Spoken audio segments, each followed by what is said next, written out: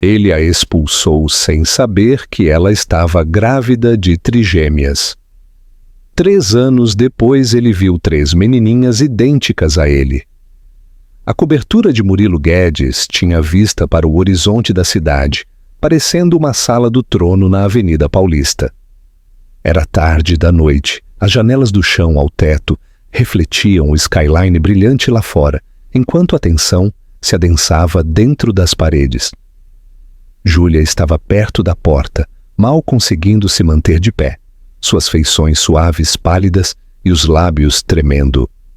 Ela tinha vindo para conversar, para se explicar, mas Murilo já estava no meio de um discurso que ela não esperava. Seus olhos castanhos, antes calorosos e brincalhões, estavam agora frios e duros, sombreados pela suspeita e pelo orgulho ferido. Seu terno claro, impecável e caro, apenas fazia a distância entre eles parecer mais ampla, mais fria. Júlia apertava sua bolsa com as 2 mãos, sentindo o inchaço sob o casaco, um segredo que ela não estava pronta para compartilhar até aquela noite. Seu coração batia alto no peito, enquanto as palavras de Murilo perfuravam a sala como aço. "Saia da minha casa!" Ele latiu novamente, sua voz mais alta desta vez, cada sílaba carregada de finalidade. "Agora!" Júlia não se moveu. Ela abriu a boca, hesitou e tentou reunir as palavras que havia praticado tantas vezes, mas elas desapareceram sob o peso do olhar dele. Ele pensava que ela estava o usando, o manipulando, se agarrando por conveniência.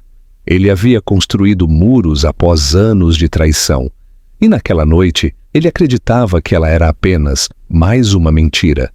Ela queria contar a ele sobre a visita ao médico, sobre os 3 minúsculos corações batendo na tela, sobre como estava apavorada e emocionada. Mas diante de sua raiva, as palavras congelaram em sua garganta. Ele se virou antes que ela pudesse falar. Para ele, a conversa havia terminado. Tudo o que eles haviam compartilhado em conversas tarde da noite, em viagens espontâneas ou manhãs lentas com café, havia sido apagado pela suspeita que agora envenenava seu julgamento. Júlia piscou para afastar a ardência em seus olhos. Ela poderia ter gritado, poderia ter implorado. Mas, em vez disso, ela olhou para ele uma última vez, memorizando a forma do homem que a havia feito se sentir o centro de seu universo. Então ela saiu calmamente, a porta se fechando atrás dela, como um selo sobre a vida que acabara de perder. A viagem de elevador pareceu interminável, seus dedos agarrados ao corrimão, como se seu corpo pudesse desabar. No momento em que chegou ao hall, ela já sabia que não voltaria.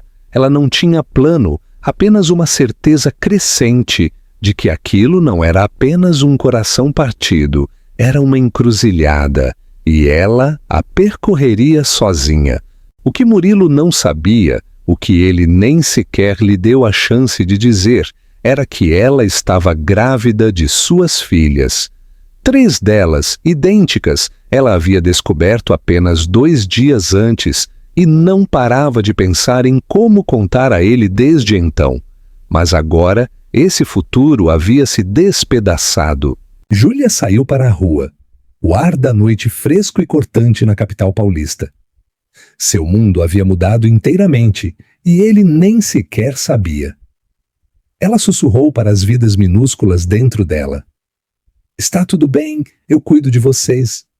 Mesmo enquanto o medo rastejava em cada canto de sua mente. E em algum lugar acima dela, naquela cobertura cheia de silêncio e orgulho, Murilo serviu uma bebida e sentou-se no escuro, inconsciente de que, com 5 palavras imprudentes, ele acabara de se afastar da única família que criaria. Júlia deixou a cidade no dia seguinte.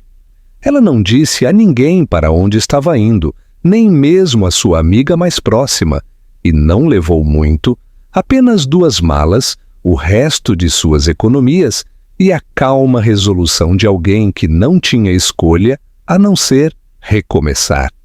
Ela comprou uma passagem de trem só de ida para uma pequena cidade litorânea a quase 5 horas de distância, um lugar que ela havia visitado com sua mãe quando criança, no litoral do Paraná.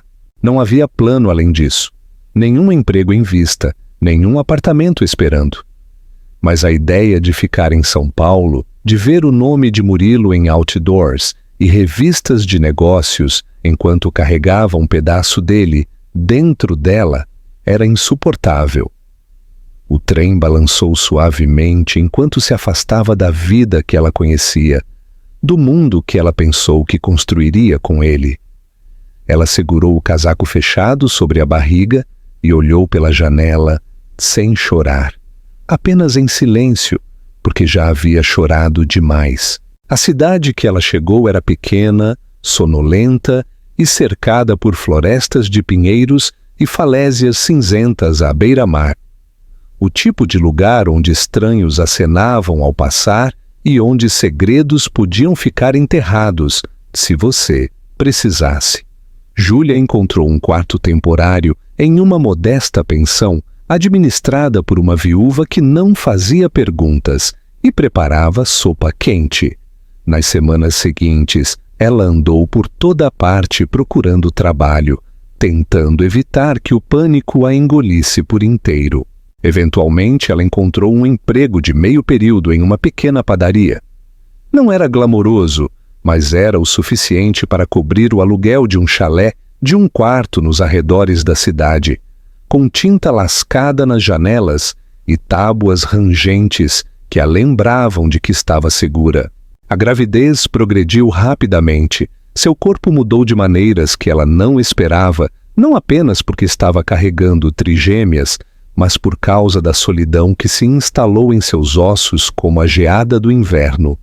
Ela compareceu a todas as consultas médicas sozinha, aprendendo termos que nunca tinha ouvido antes, observando 3 pequenos corações piscarem na tela enquanto agarrava as bordas da mesa de exame para se firmar. Complicações foram mencionadas precocemente. Alto risco, monitoramento rigoroso, repouso absoluto mais tarde. Mas Júlia sorriu e acenou com a cabeça, forçando-se a ser corajosa porque não havia outra opção. Ela trabalhou até suas costas doerem e seus dedos incharem, economizando cada centavo extra para os bebês. Em algumas noites, ela se deitava na cama e sussurrava nomes em voz alta, testando como soavam no escuro. Elisa, Emília, Aurora, seu pequeno trio, seu milagre. Ela evitava espelhos. Não porque não gostasse de sua aparência, mas porque às vezes a visão de seu próprio reflexo a lembrava demais da vida que ela quase teve. O rosto de Murilo piscava em sua memória em momentos estranhos, no formato de suas maçãs do rosto, nos olhos que a encaravam de volta, nos títulos de notícias de negócios que ela tentava não ler na fila do mercado. Ele não a procurou. Ele provavelmente nem tentou. Essa parte doía mais do que qualquer coisa.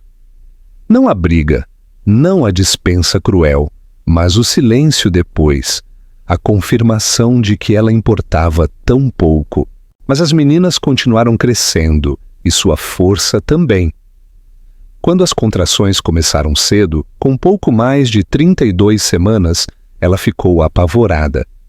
A viagem de ambulância pareceu interminável, o hospital muito claro, mas os médicos foram rápidos, as enfermeiras gentis. Após um parto tenso, todas as 3 meninas nasceram gritando, vivas e saudáveis o suficiente para respirar sozinhas. Ela chorou então, finalmente permitindo-se desabar em algo vulnerável. Ela era mãe, sozinha sim, exausta, além da razão, mas elas eram dela e estavam ali. As primeiras semanas foram um borrão, mamadas a cada 2 horas, trocas constantes de fraldas, 3 vozes minúsculas aprendendo a chorar em harmonia. As noites eram longas e cheias de dúvida, Mas Júlia nunca cedeu. Ela transformou sua sala de estar em um quarto de bebê, forrado com berços de segunda mão e cestas de roupinhas. Amigos da padaria traziam caçarolas e as deixavam em sua soleira. O vizinho cortava a grama dela sem que ela pedisse. Mesmo em uma cidade pequena, a bondade a encontrou. Quando as meninas completaram 1 ano, elas se tornaram o centro de seu mundo. Eram barulhentas, selvagens e curiosas, cada uma com sua própria pequena centelha de personalidade. Elisa era a líder, sempre a primeira a explorar. Emília era suave e observadora, muitas vezes assistindo antes de agir. Aurora era uma tempestade de energia, sempre se movendo, sempre subindo. Elas tinham o cabelo e os olhos do pai, o mesmo castanho intenso com manchas douradas que outrora havia cativado Júlia da pior e da melhor forma. Ela não falava dele, não para ninguém, mas em algumas noites, quando as meninas estavam dormindo e o chalé estava em silêncio, ela sussurrava o nome dele suavemente na escuridão, sem saber se era uma memória, uma esperança ou uma ferida. E ainda, através de cada desafio, cada noite sem dormir e joelho ralado, Júlia permaneceu inabalável. Ela havia construído uma vida do nada, criado alegria a partir do que deveria tê-la quebrado. Murilo Guedes não sabia que 3 versões dele estavam aprendendo a correr, a rir, a viver sem ele. Mas ela sabia que, em alguns dias, o mundo tinha uma maneira estranha de tornar a verdade impossível de ser evitada. E, quando esse dia chegasse, ela não sabia o que diria, apenas que estaria pronta. Quando as meninas completaram 3 anos, Júlia havia se estabelecido em um ritmo que, de alguma forma, equilibrava exaustão e contentamento em igual medida. Seus dias eram preenchidos com rotinas pequenas, mas significativas. Embalar lanches, limpar rostos minúsculos, dobrar meias pequenas intermináveis, acalmar acessos de raiva que irrompiam por causa do copo da cor errada ou bichos de pelúcia perdidos. A vida na pequena cidade litorânea permaneceu calma, mas dentro do chalé era tudo menos isso. As meninas trouxeram um turbilhão de energia e emoção para todos os cantos da casa, transformando até o silêncio em algo vivo. A risada delas ecoava nas paredes pela manhã, e o choro sincronizado delas preenchia o ar em noites difíceis. Mas, através de tudo isso, Júlia encontrou uma estranha forma de paz. Ela sabia agora que paz não significava quietude, significava presença. Elisa, Emília e Aurora estavam crescendo, cada uma mais distinta a cada dia. Elisa tinha um espírito de comando que lembrava Júlia de um filhote de onça, destemida e muitas vezes à frente das irmãs. Emília era mais interiorizada, aquela que parava para examinar uma flor ou fazer perguntas sobre a lua. Aurora era a carta coringa, barulhenta, imprevisível, muitas vezes coberta de terra ou glitter, dependendo do momento. Juntas, elas eram uma tempestade perfeita. Elas tinham um laço tão profundo e instintivo que não precisava de palavras, muitas vezes se comunicando por olhares ou meias frases. Quando uma estava chateada, as outras notavam. Quando uma ria, o resto logo a seguia. E em todas as 3, Júlia podia ver vislumbres de Murilo. Às vezes era o arco de suas sobrancelhas quando estavam determinadas, ou a maneira como seus olhos se estreitavam quando estavam concentradas. E toda vez que ela via isso, ela tinha que se lembrar de respirar através da dor que isso trazia.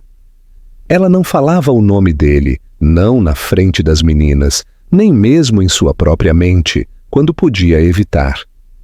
Para elas, elas não tinham pai, apenas a mãe, o lar delas, o quintal cheio de flores silvestres e um mundo que parecia grande e mágico através das lentes da infância. Mas à medida que as meninas cresciam, as perguntas se tornaram mais frequentes e mais difíceis de evitar. No começo, era simples. Por que algumas crianças no parque têm pais? Onde está o nosso? Júlia respondia com honestidade, suave, explicando que nem todas as famílias pareciam iguais, que a história delas era só delas e que era cheia de amor, mesmo que não fosse igual às outras. Mas, no fundo, ela sabia que chegaria o momento em que teria que dizer mais, quando elas precisariam da verdade, ou quando a verdade poderia encontrá-las por conta própria.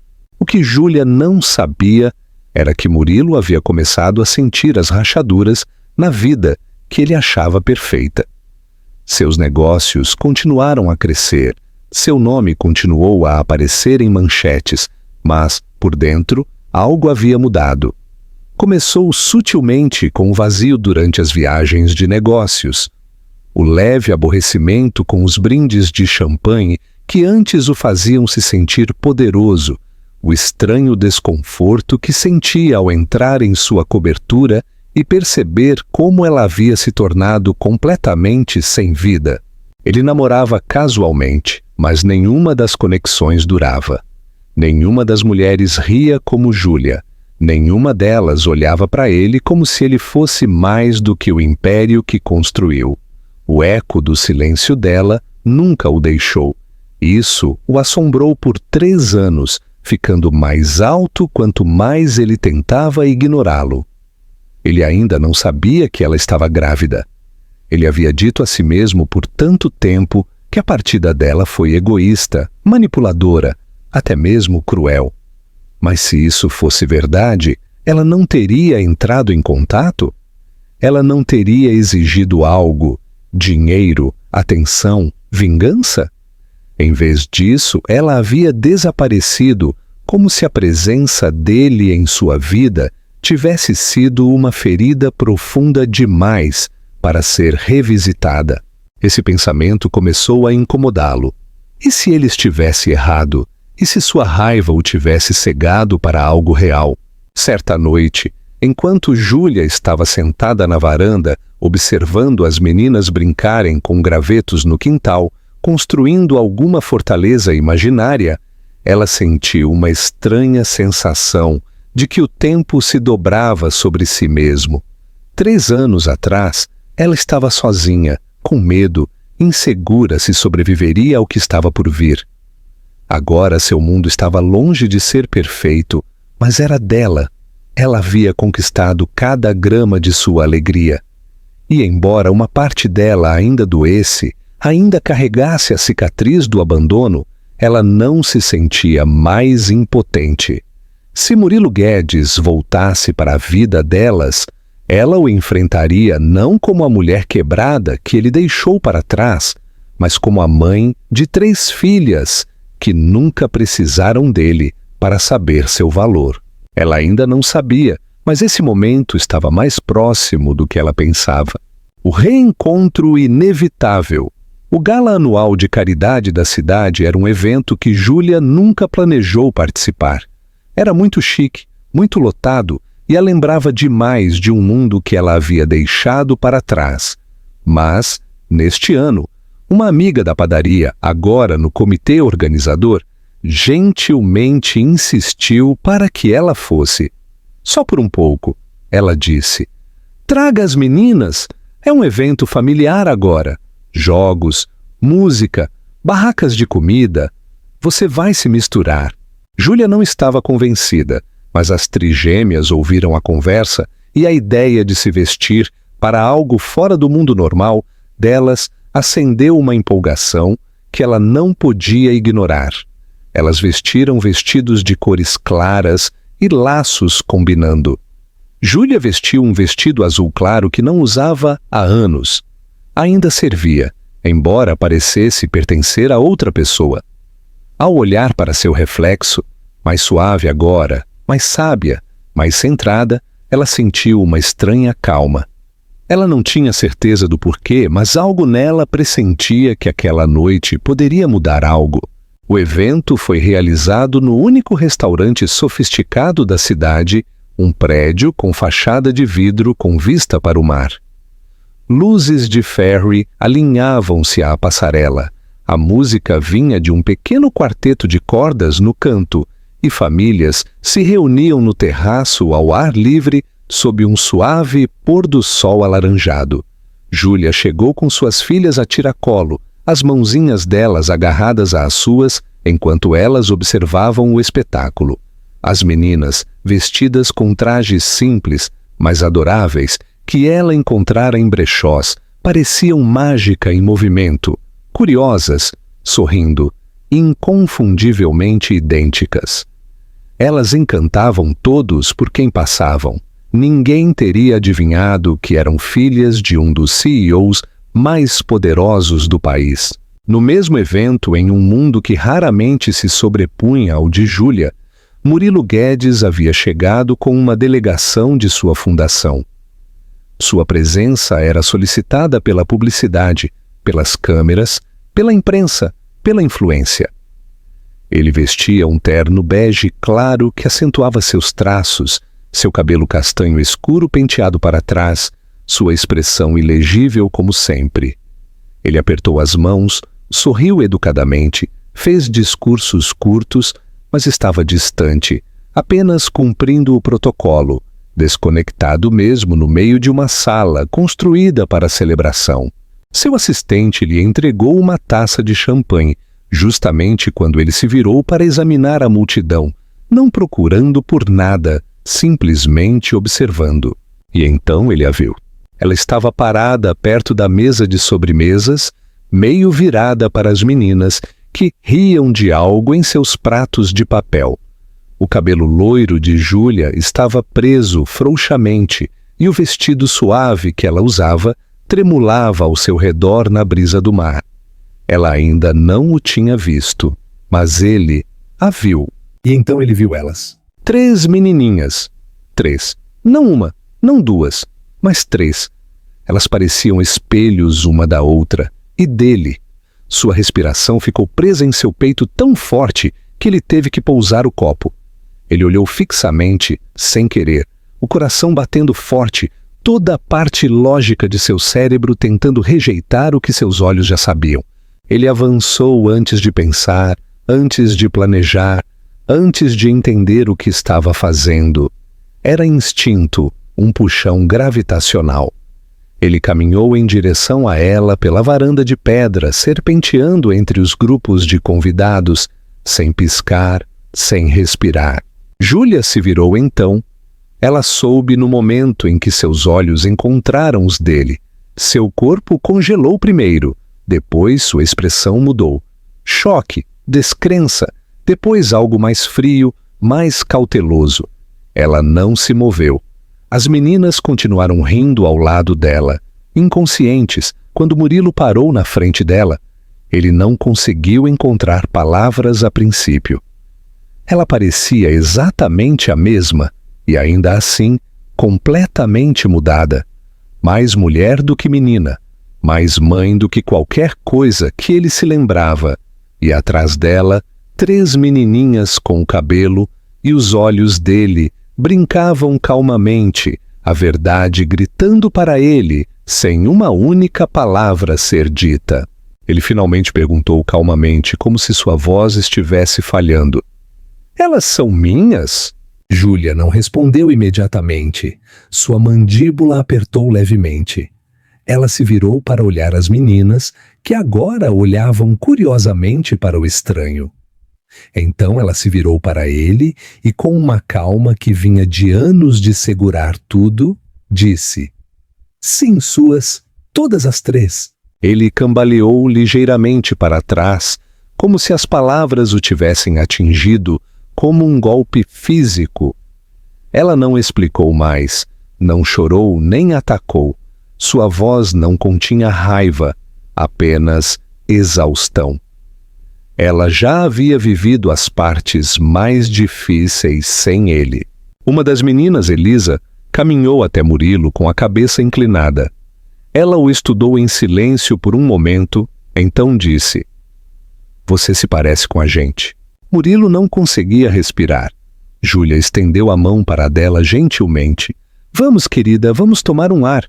Mas Murilo avançou, sua voz baixa e suplicante. "Espere, por favor, eu não sabia. Júlia, se eu soubesse..." Ela se virou, os olhos agora afiados.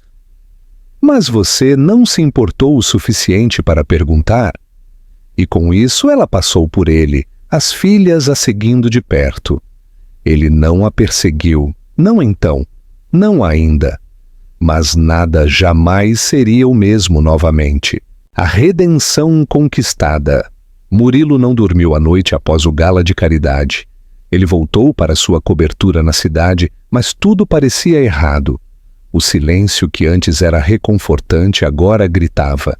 Os pisos polidos, os móveis curados, as enormes janelas com vistas perfeitas. Tudo parecia sem vida, sem sentido. Ele ficou parado no meio de sua sala de estar por horas, ainda vestindo o mesmo terno, incapaz de se sentar ou seguir em frente. A imagem de Júlia, parada ali, radiante e distante, com 3 filhas que se pareciam tão dolorosamente com ele, se repetia em sua mente continuamente. A descrença havia passado rapidamente. O que a substituiu foi a vergonha, o tipo que pesava em seu peito e não o deixava. Ele a havia expulsado de sua vida, nunca tentou encontrá-la, construiu centenas de justificativas em sua mente para evitar fazer a pergunta mais importante. E se ele estivesse errado? Na manhã seguinte, ele cancelou todas as reuniões e voou de volta para a cidade. Ele não sabia o que planejava dizer, ou mesmo se ela o veria, mas o pensamento de passar mais um dia sem conhecer suas filhas, sem encarar o que havia feito, era insuportável. Ele alugou um carro no aeroporto e dirigiu pelas ruas tranquilas da cidade litorânea até encontrar a padaria por onde a vira passar na noite anterior. Ele estacionou, esperou do lado de fora e quando ela finalmente apareceu com um saco de papel e café na mão, ela parou abruptamente. Sua expressão dizia tudo. Ela não esperava que ele a seguisse e certamente não estava feliz com isso. "Não estou aqui para fazer uma cena", ele disse a voz baixa. "Só... podemos conversar?" Júlia não respondeu por um momento. Ela olhou para o café em sua mão como se isso lhe desse força.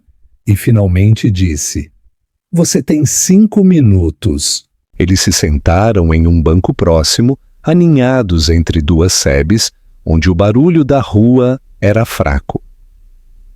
Murilo não começou com um pedido de desculpas, não ofereceu desculpas. Em vez disso, ele disse as palavras que ela nunca esperou que ele dissesse. "Eu estava errado."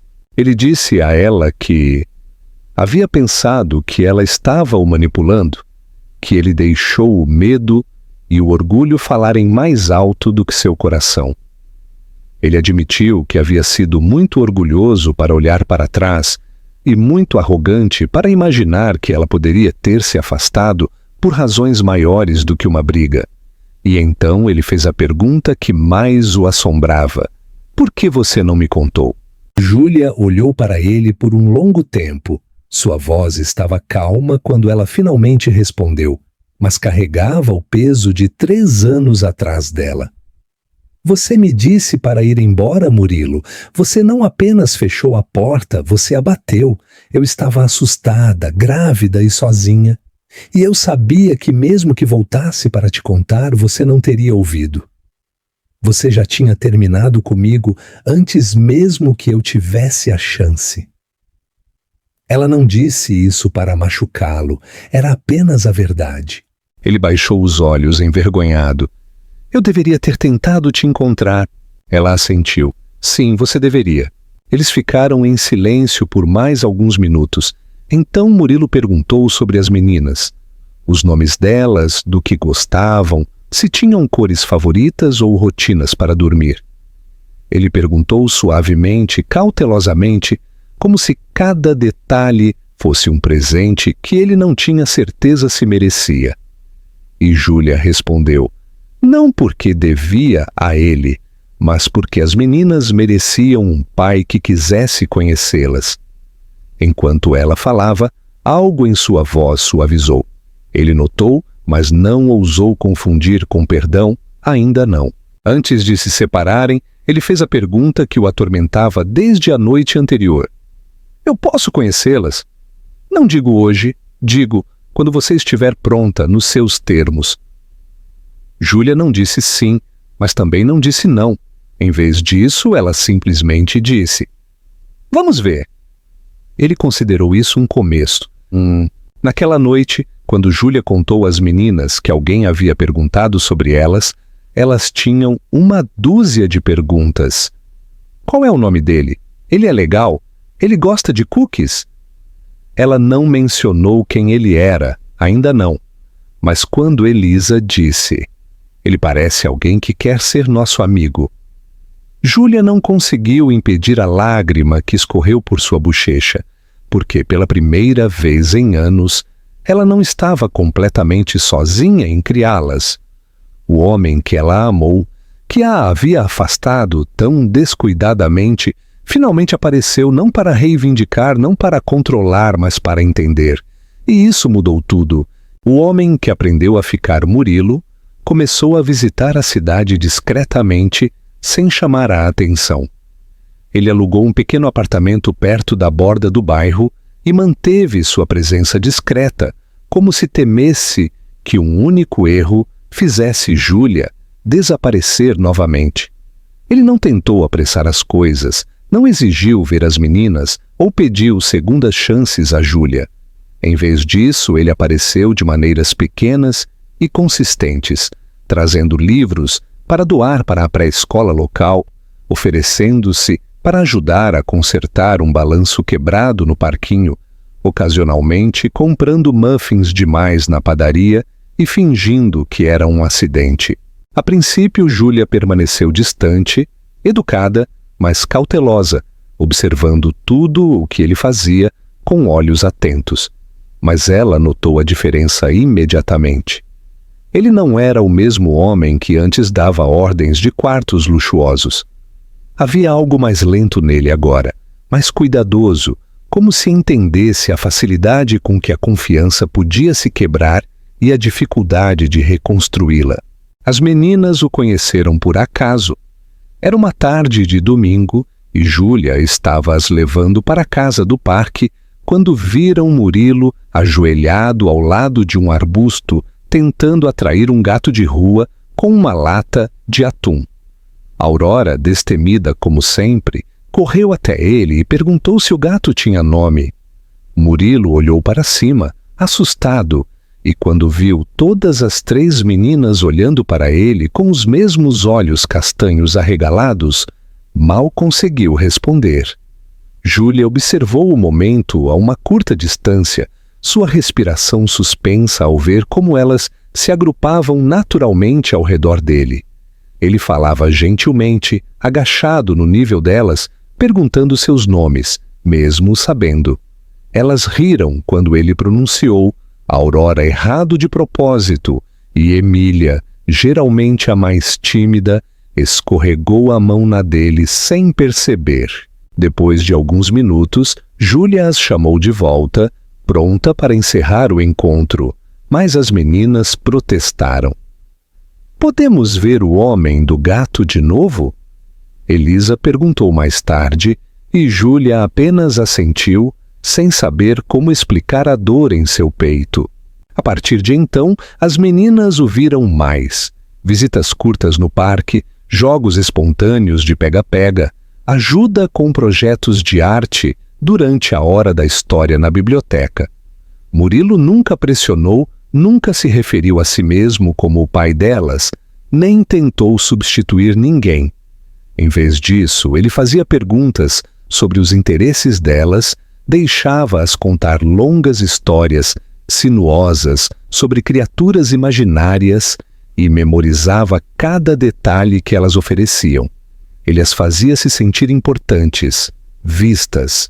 Júlia observava à margem, seu ceticismo suavizando a cada semana que passava. Um dia, ela encontrou as meninas desenhando na mesa da cozinha. 3 versões da mesma cena. Elas de mãos dadas com um homem alto de terno com cabelo castanho escuro. Elas o haviam rotulado. Nosso amigo Inem. Naquela noite, depois que as meninas dormiram, Júlia se viu caminhando em direção ao apartamento dele. Ela não havia planejado, não havia ensaiado o que dizer, mas quando ele abriu a porta, ela viu que ele não estava surpreso. Ele se afastou e a deixou entrar. O espaço era simples, mal mobiliado, mas limpo. Estava muito longe da opulência em que ele costumava se envolver. Eles se sentaram um em frente ao outro na pequena mesa perto da janela, e por um longo tempo, nenhum dos dois falou. Finalmente, Júlia disse: "Elas gostam de você. Eu vejo. E não quero continuar fingindo que você não existe na vida delas, mas isso não apaga o passado." Murilo assentiu.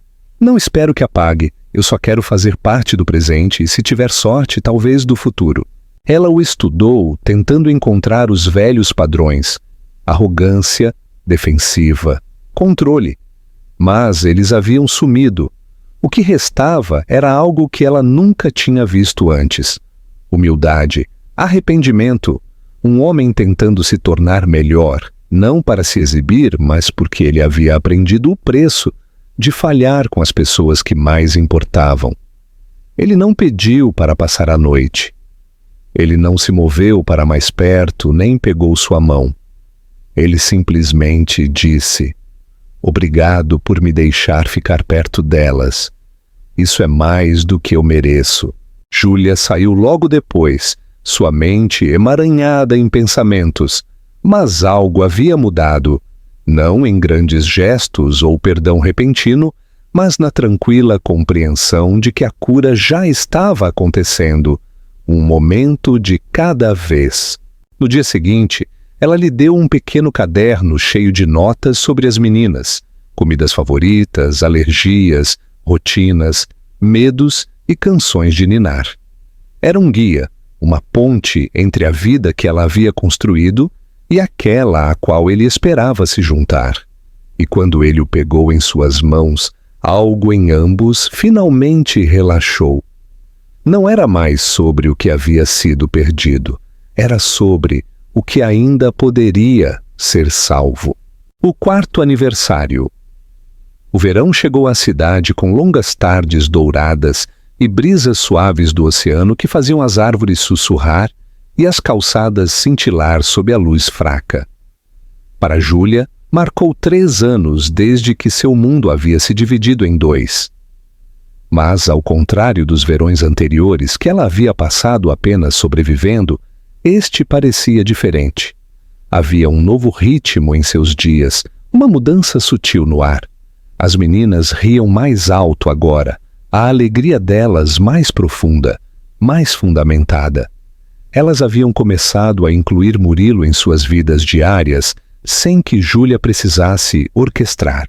Elas o chamavam de Sam, com afeto casual, sem saber ainda qual era o lugar completo dele em sua história, mas sentindo intuitivamente que ele pertencia a algum lugar próximo. Júlia observava de um canto tranquilo de seu coração. Ela notou como Murilo havia memorizado qual menina precisava de um cobertor extra quando cochilava, quem odiava pasta de amendoim e quem sempre queria sentar no meio durante as noites de cinema. Ele não perdia os pequenos detalhes, não fingia saber mais do que sabia e, o mais importante de tudo, nunca agiu como se nada disso fosse devido a ele. Cada gesto, cada momento de conexão, ele tratava como algo precioso e emprestado, sabendo muito bem que a confiança, uma vez quebrada, exigia mais do que promessas para ser restaurada. Certa noite, depois que as meninas adormeceram durante um acampamento no quintal e Júlia estava dobrando cobertores sob a luz da varanda, Murilo apareceu no portão. Ele carregava um envelope simples na mão, não selado. Quando ele a entregou, ele não disse nada, apenas que ela deveria ler quando estivesse pronta. Ele não se demorou, apenas assentiu, virou-se e voltou pelo caminho com sua habitual presença tranquila. Júlia ficou ali por muito tempo, a carta descansando em sua palma, como se contivesse algo mais pesado do que papel. Dentro, a carta estava escrita em sua caligrafia, cuidadosa e firme. Ele claramente a havia reescrito várias vezes, algumas linhas riscadas, algumas reescritas nas margens. Não era longa, mas não precisava ser. Júlia, eu sei que nenhuma palavra pode desfazer o que eu disse a você na noite em que te perdi. Eu repeti isso 1000 vezes, e em todas as versões eu gostaria de ter ouvido, em vez de reagido. Eu estava com medo, não de você, mas do que você me fazia sentir. Vulnerável, real, vista. Eu te afastei porque não sabia como confiar em nada que não fosse construído em lógica e controle. Eu vejo agora o quão cego eu fui. Você me deu algo que eu não merecia, a chance de ser pai. E você fez isso sem pedir nada em troca. Eu não sei se algum dia serei digno disso, mas quero ser o tipo de homem que tenta todos os dias, não por você, nem mesmo por perdão, mas por elas, por Elisa, Emília e Aurora, pela família que eu poderia ter perdido para sempre. Se um dia você encontrar em seu coração para me deixar ser mais do que Sam, eu estarei aqui, sem condições, sem expectativas, apenas esperança. Júlia leu 2 vezes, depois uma terceira. A emoção que surgiu nela não era raiva ou tristeza, mas uma onda suave de algo que ela não sentia há muito tempo. Paz. Não porque tudo estava consertado, mas porque tudo havia sido reconhecido. O dano, o arrependimento, o crescimento. Ela esperou tanto tempo para que ele entendesse, e agora que ele finalmente entendia, ela não tinha certeza do que viria a seguir. Ela não respondeu imediatamente. Ela deixou a carta na mesa de cabeceira por dias, às vezes relendo-a no início da manhã, quando as meninas ainda estavam dormindo. Durante esses dias, ela prestou muita atenção na maneira como Murilo se ajoelhava ao lado de Aurora para amarrar seus sapatos, na maneira como ele se agachava durante as festas do chá delas e ouvia histórias longas e sem sentido, como se fossem sagradas, na maneira como ele sempre perguntava antes de intervir, sempre lhe dava espaço para dizer não, mas ela não disse.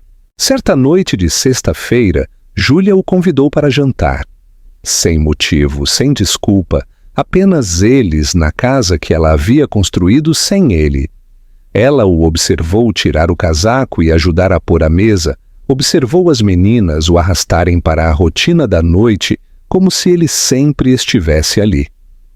E enquanto eles se sentavam para comer espaguete com queijo parmesão demais e suco em copos incompatíveis, Júlia encontrou o olhar dele e deu-lhe um sorriso tranquilo, não largo, não dramático, apenas firme. E naquele momento, algo mudou. Não era perdão, não totalmente, mas era o começo de algo novo, algo conquistado, algo que ele esperou anos para segurar e não ousou pedir. Foi a primeira vez em 3 anos que Murilo Guedes não se sentiu um estranho em sua própria história. O outono se instalou na cidade com folhas douradas e ar mais fresco. E com ele veio o 4º aniversário das meninas. Júlia estava planejando algo pequeno, apenas um piquenique no parque local com alguns amigos e vizinhos, algo simples e alegre, como todos os outros aniversários delas. Mas, neste ano, as meninas haviam crescido e estavam mais conscientes e tinham suas próprias ideias. Elas queriam balões, jogos, decorações, cupcakes com 3 cores de cobertura e, acima de tudo, queriam que Sam estivesse lá. Elas perguntaram em uníssono como faziam frequentemente quando algo importava, e Júlia apenas sorriu e disse sim, embora seu coração batesse um pouco mais rápido a cada dia que passava. Ela não o chamou para pedir ajuda, ela não precisava. Murilo apareceu 3 dias antes da festa com uma batida suave na porta e um carro cheio de decorações, convites feitos à mão que ele mesmo havia impresso e vestidos combinando que ele havia encontrado para as meninas, que mais tarde insistiriam em usar todos os fins de semana depois. Ele não perguntou se ela precisava de algo. Ele simplesmente agiu como alguém que entendia a importância de aparecer, não apenas uma vez, mas sempre. Júlia não o afastou desta vez. Ela o deixou pendurar lanternas de papel ao redor do quintal e pendurar streamers nas árvores. Ela o deixou assumir a liderança na organização de jogos de festa bobos. Ela até o deixou buscar o bolo, confiando pela primeira vez em anos que ele não desapareceria. O dia da festa chegou com céu claro e brisa fresca. Os convidados chegaram da padaria e da biblioteca, da pré-escola e do mercado da esquina. Havia risos e música, do tipo que perdura muito depois que o som se esvai.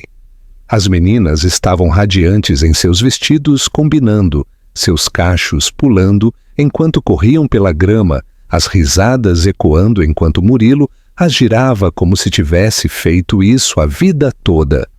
Ele lhes trouxe um pequeno presente, nada extravagante, apenas livros de histórias feitos à mão, com seus nomes e desenhos que ele havia encomendado de um artista local, com base nas aventuras que elas frequentemente contavam.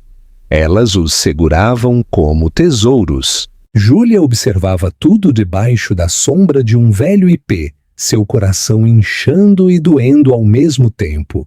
Não era apenas a visão de Murilo com as meninas, ou o quão naturalmente elas o amavam, ou mesmo como ele parecia antecipar cada movimento delas. Era a maneira como ele olhava para ela do outro lado do quintal, não com saudade ou pedido de desculpas, mas com algo mais poderoso. Respeito. Não havia pressão em seus olhos, apenas esperança, do tipo quieto que espera sem exigir. Ela ainda não havia dito a ele o quanto havia mudado dentro dela. Ela não havia encontrado o momento certo. Mas a verdade era que ela já o havia perdoado da única maneira que importava, permitindo que ele fizesse parte da vida que elas construíram. Não como um visitante, mas como alguém que pertencia.